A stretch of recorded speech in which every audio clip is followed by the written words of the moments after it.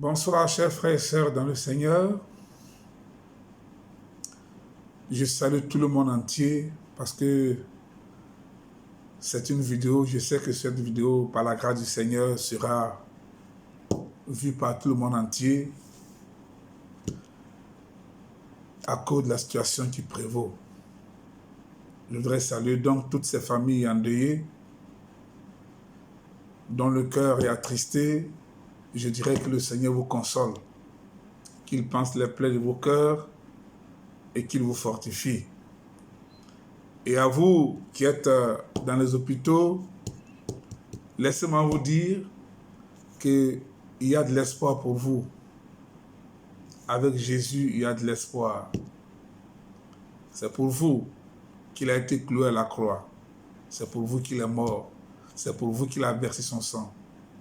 Si vous lui donnez votre cœur, vous sortirez victorieux de cette maladie. Le Saint-Esprit, pendant que je suis en train de vous parler, est en action.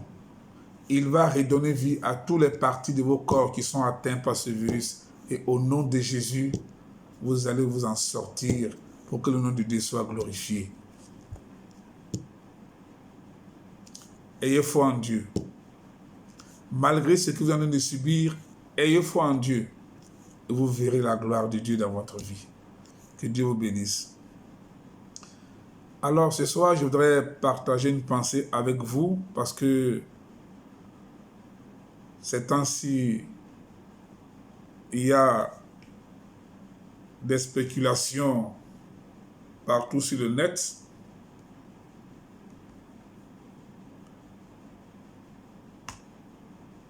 Et il y a certaines personnes qui parlent du fait que nous sommes sous la punition de Dieu par rapport à ce qui est en train de se passer. Et c'est cela qui m'a poussé à faire cette vidéo.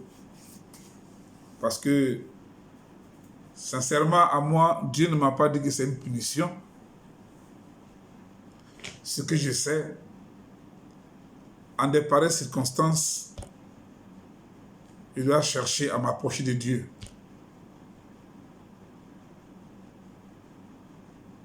Je dois chercher à m'approcher de Dieu. Dans la prière, dans la méditation et dans l'humilité. Et entendre certains serviteurs, je me suis dit donc, si ce qu'ils disent est la vérité, c'est-à-dire que ce monde aujourd'hui, nous tous sommes en train de subir une punition de Dieu, il y a donc nécessité quelque part de se repentir.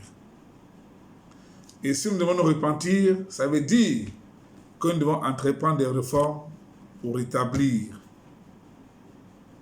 la relation, la communion existait entre Dieu et nous et qui malheureusement a été rompue par des actions abominables, par un péché quelconque, à tel point qu'aujourd'hui, le monde entier, y compris nous, sont frappés par ce fléau, par ce virus qui est une bêtise humaine. Vous me direz peut-être entreprendre des réformes, pourquoi? Ou bien qui doit entreprendre ces réformes? S'il y a des réformes à entreprendre, s'il y a une repentance à faire, c'est bien vous et moi. Puisque c'est nous qui sommes sur la terre en tant que créatures de Dieu, et c'est nous qui avons posé des actes abominables à tel point que la colère de Dieu s'est abattue sur nous.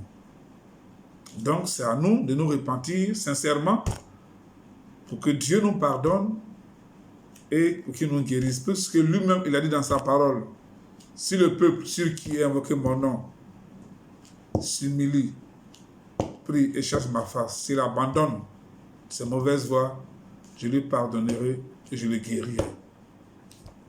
Donc, il faut nous repentir. Pour nous repentir, il faut entreprendre des réformes. Il faut poser des actions. Il faut poser des actes essentielles. Des actions essentielles. J'appelle des actions essentielles, des actions qui peuvent réjouir le cœur de Dieu. Et c'est pourquoi, ce soir, je voudrais prendre un exemple sur deux personnes. Parce que parfois, dans la vie, il faut savoir s'arrêter et faire demi-tour pour rechercher la face de Dieu. Il faut savoir reconnaître ses péchés et se repentir. Tout le monde est bloqué parce que l'homme qui est une créature de Dieu, par son intelligence, veut se faire l'égal de Dieu. Ainsi, par des erreurs qu'il commet, il sort du cadre de la parole de Dieu pour se placer sous une malédiction de son Créateur, comme ce qui est en train de se passer aujourd'hui. C'est comme si nous sommes sortis de la présence de Dieu à cause de nos mauvaises actions, pour nous placer aujourd'hui, si je peux dire ainsi, de manière même volontaire, sous une malédiction, à tel point que Dieu est en train de nous frapper aujourd'hui. Tout le monde entier est dans une désolation totale. À quel moment l'homme comprendra que chaque fois qu'il veut se faire l'égal de Dieu, Dieu lui envoie un coup de fouet. Dieu manifeste sa colère sur lui. À quel moment l'homme comprendra cela? Malgré tout ce que Dieu fait, malgré la manifestation de sa colère, l'homme s'obstine toujours à faire des erreurs qui le compromettent vis-à-vis de son Créateur, qui est Dieu. Et ça, c'est nous tous. Et c'est pour ça que je dis ce soir, il est nécessaire, et plus que nécessaire, que nous nous repentons tous. Le monde entier y compris, l'Église y compris. Afin que Dieu nous pardonne et qu'il nous guérisse de cette maladie-là. Quand on parcourt la Bible, il y a des erreurs que les hommes ont commises. Première erreur dans le jardin d'Éden. Lorsque l'homme et la femme, trompés par Satan, ont voulu se mettre au même niveau que Dieu. Qu'est-ce qui s'est passé? Ils ont connu la chute. Et là encore, il a fallu la grâce de Dieu, qui est la personne de Jésus-Christ, comme moyen pour nous sortir de cette malédiction, à condition que nous croyons en lui. Un moyen de sortir de cette malédiction, conditionné par croire. Celui qui croit à moi, à la vie éternelle, il n'ira pas en jugement, mais il passe de la mort à la vie. Je suis la vérité et la vie. Celui qui croit à moi, à la vie éternelle. Première erreur dans le jardin d'Éden. L'homme chute. Le péché entre dans le monde par ses bêtises. Parce qu'il a voulu se mettre au même niveau que Dieu. Et Dieu, dans son amour, va donner la preuve de son amour envers l'homme, son Fils unique Jésus-Christ. Le seul moyen pour sortir de cette malédiction. Croire en Jésus. Ils ne se sont pas arrêtés là. Deuxième erreur, le déluge, au temps de Noé. La Bible dit, l'Éternel vit que les hommes faisaient de plus en plus le mal sur la terre. À longueur de journée, leur cœur ne concevait que le mal. Qu'est-ce qui va se passer? Alors, Dieu eut des regrets au sujet de l'homme qu'il avait créé. Il eut le cœur affligé, nous dit la parole de Dieu. Il prit la décision donc de supprimer de la surface de la terre l'homme qu'il a créé, y compris les animaux et les oiseaux. Les pauvres animaux et les pauvres oiseaux, par la faute de l'homme, ils vont subir. La terre était corrompue et remplie de violence. L'homme. Heureusement, il y avait un certain Noé à qui Dieu faisait confiance. Et par lui, l'Éternel va continuer à réaliser ses projets. Il va donner des directives à Noé. Et la Bible dit, Noé exécuta tout ce que Dieu lui avait donné de manière exacte. Il exécuta exactement les instructions qu'il a reçues de la part de Dieu. L'obéissance. Aujourd'hui, Dieu est encore à la recherche d'un Noé par qui il va sauver ce monde. Troisième erreur. La construction de la tour de Babel à Babylone. Dans Genèse 11. La Bible dit, ils se disaient l'un à l'autre, allons, bâtissons une ville et une tour dont le sommet touche le ciel. Et l'homme, Dieu t'a donné l'intelligence pour sa propre gloire sur la terre. Et tu utilises cette intelligence-là pour vouloir se mettre sur le même palier que lui, vouloir même souvent le dépasser, être son égal. C'est quoi? Ton créateur. Construis une tour dont le sommet touchera le ciel, le trône de Dieu. Dans d'autres versions, ils disent, faisons-nous un nom, la célébrité. Dieu va encore prendre une décision, un coup de fouet. Dieu décide donc de brouiller la langue sur toute la terre. Il disperse les hommes sur toute la sphère de la terre. Diversité de langues. Ils ne peuvent plus se communiquer. Fin de projet de construction de la tour. Quand est-ce que nous les hommes, nous comprendrons que chaque fois que nous voudrons nous faire l'égal de Dieu, notre Créateur, il va attirer sur nous une conséquence malheureuse. Chaque fois que l'homme voudra se faire l'égal de son Créateur, il va attirer sur lui-même une conséquence malheureuse. Le jour que nous allons comprendre ça, je ne sais pas s'il faut dire que ce sera la fin du monde, mais Dieu lui sera heureux. Voyez-vous à quoi la recherche de la célébrité peut nous conduire? À cause de la célébrité, l'homme utilise l'intelligence que Dieu lui a donnée à d'autres fins pour vouloir se faire l'égal de Dieu.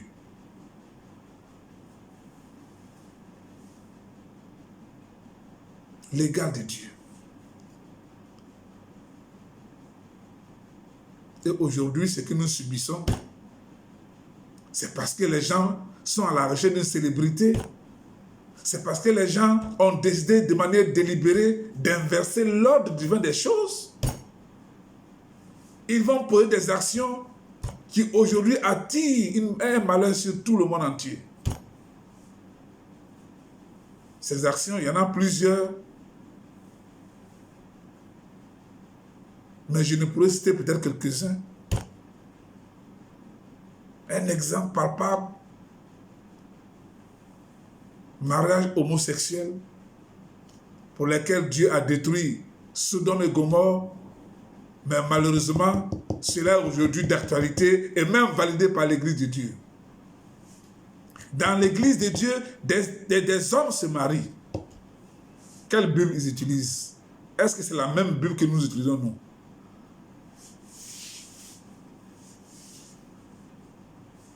Des choses pour lesquelles Dieu a détruit Sodome et Gomorrhe, c'est encore d'actualité, validé par l'Église. Comment voulez-vous que la colère de Dieu ne s'abatte pas sur nous? Les hommes ont des rapports avec des animaux. Comment voulez-vous que la colère de Dieu ne s'abatte pas sur nous? Certaines personnes tellement intelligentes, ils seront créés des femmes poupées, comme s'il n'y avait pas de femmes sur la terre.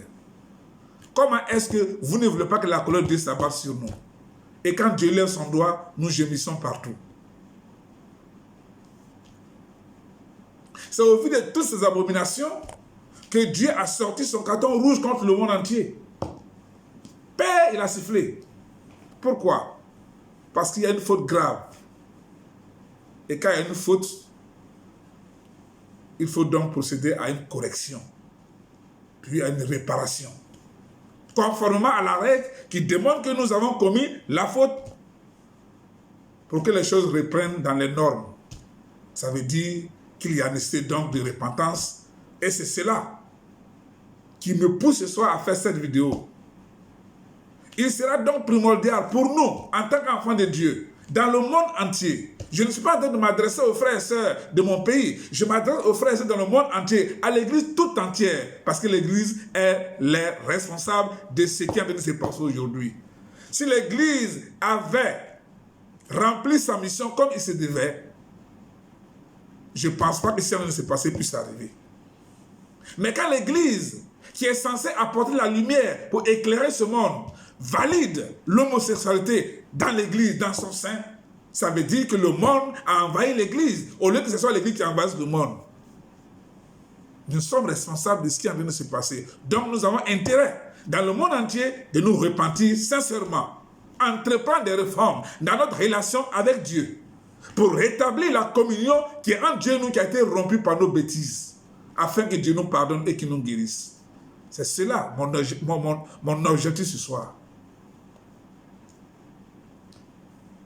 Rétablir la communion entre Dieu et nous, qui a été rompue par nos actes abominables. Et c'est pourquoi je voudrais ce soir m'appuyer sur l'exemple de deux personnes qui ont eu la chance de s'asseoir sur un trône royal. L'un est père, l'autre est fils. Dans ma première vidéo, j'ai eu à citer leur nom, mais je ne suis pas entré dans les détails parce que ce n'était pas à l'ordre du jour. Le père, c'est Ézéchias, c'est Akaz, et le fils s'appelle Ézéchias. Ils ont eu la chance d'être appelés rois, mais la différence va se faire dans leur manière de gouverner et cela a influencé leur destin. C'est pourquoi je voudrais, au travers de mon message, par cette vidéo, interpeller chacun à faire attention à son intelligence. Parce que souvent notre intelligence qui forge en nous un caractère et qui éventuellement influence notre destin, soit positivement ou négativement. L'oracle Akaz a été influencé par ses propres pensées, par son intelligence. Cela est devenu en lui un caractère qui va le pousser à désobéir à Dieu en commettant des erreurs. Toujours. Le roi Akaz, quand il est monté sur le trône, je n'ai pas le temps de lire dans la Bible, vous aurez le temps de le lire chez vous à la maison, en commençant par le chapitre 28, 29, 30 et 31 de 2 Chroniques, vous saurez de quoi je suis en train de parler ce soir. Quand il est monté sur le trône, il n'a pas marché selon les voies de David. Il a choisi de manière délibérée de ne pas faire ce qui est droit aux yeux de l'Éternel. Il prend comme modèle à imiter les rois d'Israël au lieu d'imiter le roi David. C'est lui, de manière délibérée, qui a introduit le rite qui consistait à sacrifier ses enfants brûlés vifs dans la vallée des fils de Himnon. Il a élargi et encouragé la pratique du culte aux dieux Moloch, Baal, etc., etc. En un mot, il a imposé l'idolâtrie à Juda. Il a même fait fermer les temples, les portes de la maison de culte de Dieu. Personne ne pouvait à son époque adorer Dieu à Jérusalem. Personne ne pouvait louer Dieu. Tout était fermé. Tellement que le péché, ces actes abominables avaient envahi Jérusalem. À cause de toutes ces pratiques-là, Dieu l'a livré entre les mains du roi de Syrie et il fut battu au cours d'un combat. Il fut livré entre les mains du roi d'Israël aussi. Il fut éprouvé une grande défaite en perdant 120 hommes en un seul jour. 120 000 hommes plutôt en un seul jour. Et tout ça, c'était pour le ramener à l'ordre. Mais il va persévérer dans ses abominations. Quand nous posons des actes qui ne sont pas agréables à Dieu, quand nous commettons des erreurs, quand nous sortons de la présence de Dieu et que le Seigneur nous frappe, ce n'est pas pour autre chose, c'est pour nous ramener à l'ordre parce que Dieu nous aime. C'est pour ça que je dis souvent, les épreuves dans la vie d'un enfant de Dieu, ce n'est pas une fatalité. Les épreuves nous permettent de nous repentir, de nous ressaisir et de revenir dans la présence de Dieu. Mais malheureusement pour Akaz, malgré ce qu'il a subi, malgré les difficultés, malgré les épreuves, malgré le coup de fouet qu'il a reçu de la part de l'Éternel, la Bible dit qu'il a persévéré dans ses actes abominables. À tel point, quand il est mort, il n'a pas été enterré dans une sépulture royale. Parce qu'il fallait être digne des titres de roi pour qu'on puisse t'enterrer dans une sépulture royale. Mais dans son cas, on l'a enterré ailleurs, tellement qu'il était mauvais. Alors donc, après sa mort, puisque à cause de lui, la colère de Dieu s'est enflammée sur tout Juda, à cause de son comportement. Après sa mort, donc, son fils Ézéchias va monter sur le trône. Lui, à l'âge de 25 ans, il succède donc à son père et il va gouverner pendant 29 ans à Jérusalem. Il est le 14e roi d'ailleurs, roi de Juda. Il fit vraiment d'une piété remarquable. Il fit ce qui est droit aux yeux de l'Éternel, comme dit la Bible. Il fit ce que David, son père, avait fait.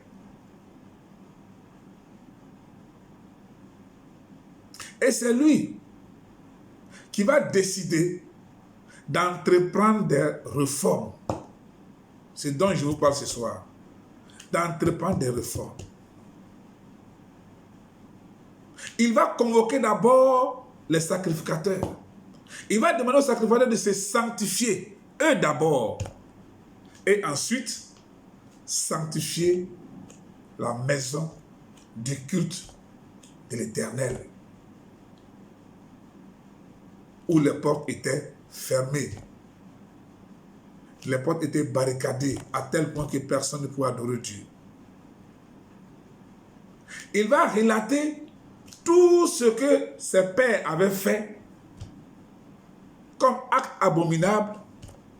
Et ensuite, il va dire que lui, Ézéchias, il a l'intention de faire alliance avec Dieu. J'ai l'intention. Au chapitre 28, chapitre 29, à partir du verset 10. Après avoir relaté les différentes erreurs que ses pères ont commises, il va dire au verset 10 du chapitre 29, j'ai l'intention de faire alliance avec Dieu. Ça, c'est une bonne décision. C'est un exemple de repentance. J'ai l'intention de faire alliance avec Dieu. Pourquoi? Pourquoi Ézéchias, à peine qu'il soit monté sur le trône, il rassemble les sacrificateurs, il leur demande de se sanctifier. Ça, c'est un acte de réforme. Et après, sanctifier les temples, ouvrir les portes des temples de l'Éternel pour permettre l'adoration, pour permettre que les Israélites se rassemblent pour louer leur Dieu. Pourquoi il fait tout ça? Pourquoi il prend cette décision? Il y a un but à atteindre. Parce qu'il avait un objectif à atteindre. Et c'est pourquoi il dira, j'ai l'intention de faire alliance avec Dieu. Pourquoi? Pour ne pas que la colère ardente de Dieu qui s'est abattue sur le peuple de Juda au temps de son père Akaz, que cette même colère ne s'abatte pas sur le même peuple de Juda pendant que lui, Ézéchias, il est sur le trône. Il dit, j'ai l'intention. Oh, une repentance. Alors que nous savons, quand on parle de repentance, chers frères et sœurs, on parle de changement d'esprit et de cœur à l'égard de Dieu et l'acceptation de la parole qui est Jésus-Christ.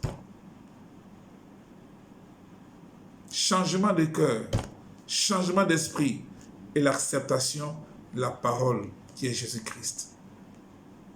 Quand on parle de repentance. Parfois, il faut s'asseoir comme le fils prodigue, sur qui on prend chaque fois exemple quand on parle de repentance. Parfois, quand ça ne va pas, il faut s'asseoir et se poser la question de savoir pourquoi je suis dans une telle position. Tout le monde entier aujourd'hui doit s'asseoir pour se poser la question pourquoi nous sommes dans cette position, pourquoi est-ce que ce virus est en train de nous frapper à tel point que chaque jour il y a des milliers de morts. Et c'est cela qui doit nous inciter à agir comme Ézéchias a agi. Dire comme Ézéchias a dit, j'ai l'intention de faire alliance avec Dieu. Pourquoi? Pour ne pas que ce que le coronavirus est en train de faire aujourd'hui sur nous, cela continue. Repentons-nous. Il y a une nécessité quelque part. Parce que Dieu nous a montré son carton rouge. Nous avons commis une faute grave. Il a sifflé. Paix. Il a montré le carton rouge à tout le monde entier. Aujourd'hui, tout le monde pleure. La désolation. Nous sommes en train, en tant que des êtres humains, de chercher des solutions par des voies et moyens. Mais quelles solutions nous avons? C'est vrai, il y a des guérisons, mais il y a des morts. Mais quelles solutions nous cherchons? Nous, en tant qu'Église, on doit se tenir debout comme un seul homme, afin de crier la repentance partout, pour que l'Église se répande, parce qu'elle est fautive. L'Église a cautionné ce qu'elle ne doit pas cautionner. L'Église a validé ce qu'elle ne doit pas valider, l'homosexualité. Ces choses pareilles pour lesquelles Dieu a détruit des villes, Sodome et Gomorrhe. Aujourd'hui, c'est encore d'actualité et l'Église valide. Au sein de l'Église, il y a des hommes qui se marient entre eux, des femmes se marient entre eux. Dans quel verset c'est écrit, dans quel chapitre, dans quel livre c'est écrit? Ce qui est en train de se passer aujourd'hui, l'Église est fautive et l'Église doit se lever pour se repentir. Le monde entier doit se repentir pour que Dieu ôte sa colère au-dessus de nous. Que Dieu nous donne l'occasion de l'approcher par cette repentance afin qu'il nous pardonne et qu'il nous guérisse. Si mon peuple, sur lequel est invoqué mon nom, s'humilie, prie et chasse ma face, s'il abandonne ses mauvaises voies, je le guérirai. C'est une promesse. Dieu tient toujours à ses promesses. Ce que sa bouche confesse, sa main l'accomplit. Mettons-la à l'épreuve. Repentons-nous sincèrement. Ayons l'intention de faire alliance avec Dieu. Ayons le désir de nous approcher de Dieu par des moments de repentance, de prière, d'humilité. Laissons-nous conduire par l'humilité. L'humilité précède la gloire. L'humilité, c'est la crainte de Dieu. Il est dit dans la parole que Dieu fait grâce aux humbles et il résiste aux orgueilleux. Frères et sœurs, dans le monde entier, je m'adresse à vous. Humilions-nous devant Dieu. C'est ce qui a été dit. Humiliez-vous sur la puissante main de Dieu et il vous relèvera. Si nous nous humilions dans un esprit de repentance sincère, j'ai la ferme conviction que Dieu va nous pardonner et il va nous guérir de cette maladie. C'est le message que je voulais apporter ce soir à tout le monde entier. Cela me tient à cœur. Ézéchias n'est pas passé par 1000 chemins. Il était là quand son père commettait ses abominations. Et après son père, quand il a pris le contrôle du royaume, quand il s'est assis sur le trône, il a entrepris des réformes. Il a convoqué les sacrificateurs. Il leur a donné des instructions. Ils ont exécuté ces instructions. Et aujourd'hui, Ézéchias fut cité parmi les meilleurs rois de Juda. Sa décision a créé un réveil spirituel dans tout Jérusalem et aux alentours.